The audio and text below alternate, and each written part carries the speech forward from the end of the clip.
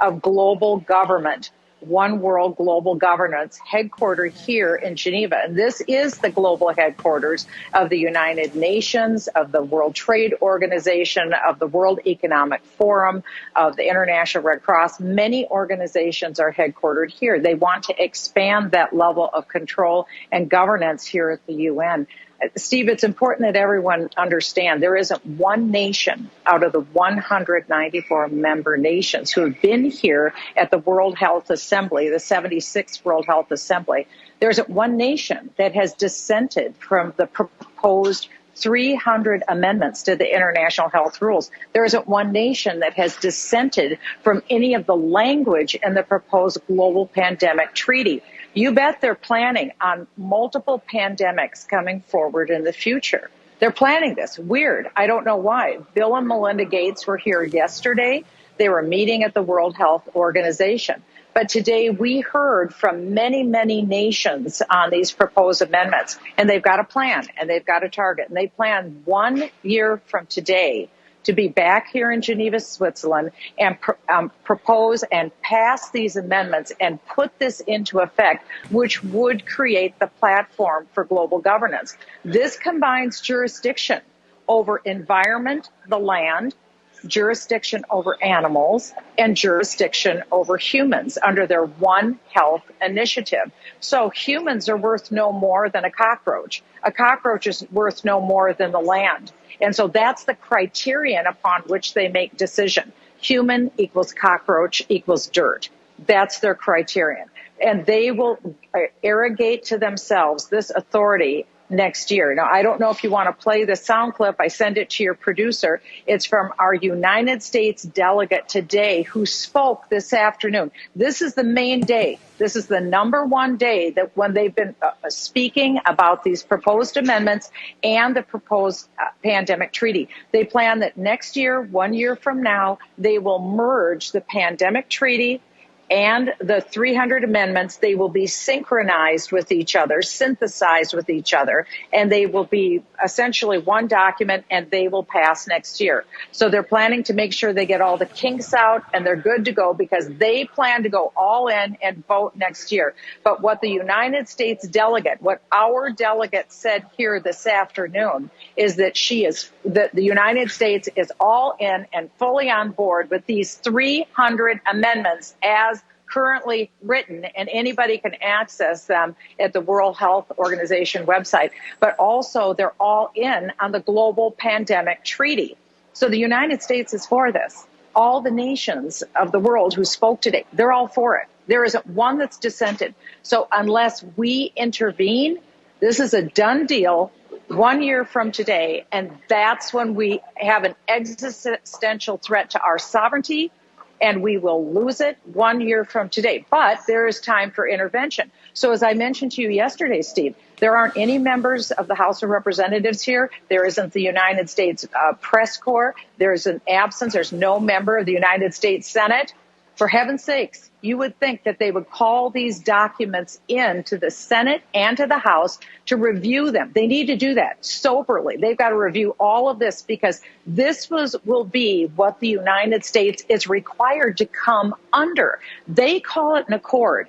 They call it an accord, but it's a treaty. But it's funny. They slip sometimes and they use the word treaty, and then they say, oh, an accord, because they don't want it to be called into place. But this is it. We have the plan now. They've given us the timetable. They've given us the agenda. They've given us the content of the new rules that they expect us to live under. So think of it this way.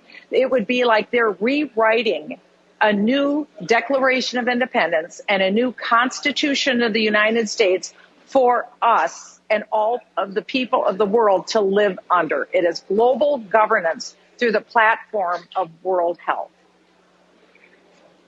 Is there any doubt in your mind that the U.S. is the Biden regime and the globalist in the administrative state of the U.S. government, which taxpayers are paying for, and we gotta deconstruct immediately? Are they one of the driving forces in back of this, Congressman?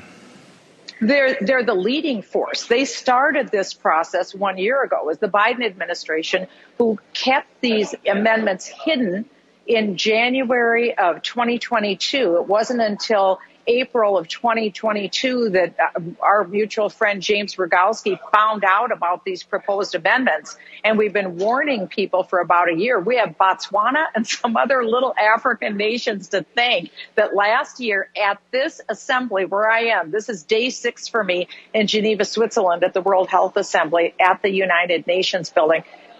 It was 1 year ago that Botswana and these little African nations didn't get the memo. And they said, hey, wait a minute, time out. We don't want to do this. And so all of a sudden, the World Health Assembly had to pull back. They realized they had dissent in the camp. They had to fix this thing. So now they're back here this year to say, hey, we got agreement with everybody. We're agreeing. We're going to make sure we get all the kinks out and everybody's happy. And then next year at this time, we're going to pass it. What does passing mean? It means implementation. It means the amendments are implemented that day. It means the global pandemic treaty is implemented that day. And yesterday on your show, Steve, there was a woman from Africa who said that she wanted all the delegates to know that they needed to do a dry run. They need to do a simulation this fall based upon all 300 proposed amendments and the global pandemic treaty. So that's what they want to do. A simulation this fall, a dry run based on all of this. And then next January, they intend to complete the final process package, give it to the UN in January of 2024. They'll be back here in February of 2024 in Geneva, Switzerland to have their final little conversations. And then they will take the vote 1 year from today in Geneva, Switzerland. So we've got our marching orders. We've got 1 year to see this thing through. And we've got to get out of the World Health Organization. That's why if it was up to me, and if I was Kevin McCarthy, I would base raising the debt ceiling to getting the United States out of the World Health Organization. In fact, what I would do is I would say to Joe Biden, I'm not even going to speak to you about raising the debt ceiling until you sign the papers to get the United States out of the World Health Organization. It is a 1 year protocol process to get the United States out.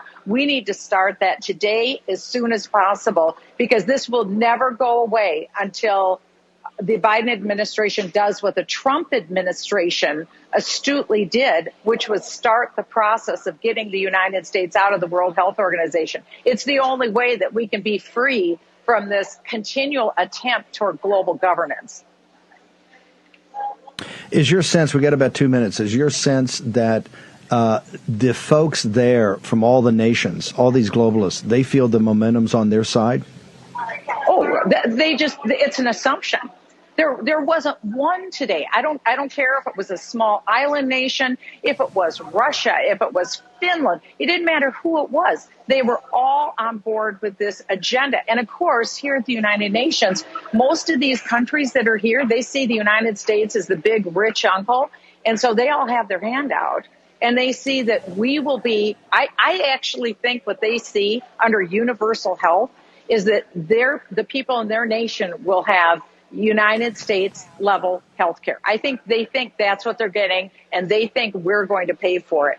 They don't understand the economic situation that the United States is in right now. Yeah. They are believing these elixirs and dreams of fantastic amounts of money that are coming their way. Yesterday when I was on your show, I talked about a video that's looping here in the lobby, and it says, imagine if rather than looking at budgets and set amounts of money, we only looked at what the need was and the demand. And that's what we spent that amount of money. And imagine if every nation just produced the products and just gave them away to all the other nations. That's their mindset here. That's what they want to have happen. So equity, equity, equity is in every statement they make. Inclusion, inclusion, inclusion, and urgency. That's the other thing. Every time they turn around, it is urgency because they plan May 2024, they'll have this done. When Donald Trump won the election in 2016, I think that thwarted their plans to get this done